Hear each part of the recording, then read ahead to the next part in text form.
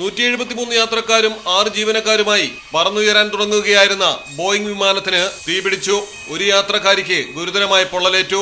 6 പേർക്ക് പരിക്ക്. പുകയുയർന്നതോടെ വിമാനം റൺവേയിൽ നിർത്തി 2 എമർജൻസി വാതിലുകളും തുറന്ന് പൈലറ്റുമാർ യാത്രക്കാരെ മുഴുവൻ പുറത്തിറക്കി രക്ഷപ്പെടുത്തുകയായിരുന്നു.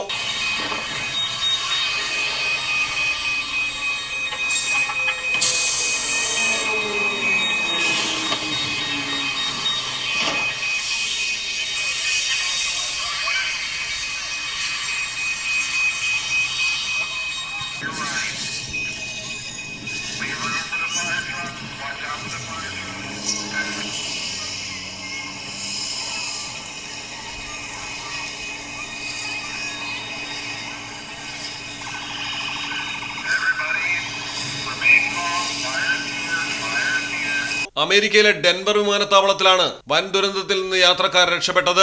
ബോയിംഗ് 737 മാക്സ് 8 വിമാനത്തിന്റെ ലാൻഡിംഗ് ഗിയറിലുണ്ടായ തകരാറാണ് അപകടത്തിന് കാരണമായത്. തീ അതിവേഗം തന്നെ നിയന്ത്രണ വിധേയമാക്കി. 5 മാസം മുൻപും ഡെൻവറിൽ സമാനമായ രീതിയിൽ അപകടമുണ്ടായിരുന്നു. അന്ന് 172 യാത്രക്കാരെയും 6 ജീവനക്കാരെയുമാണ് രക്ഷപ്പെടുത്തിയത്.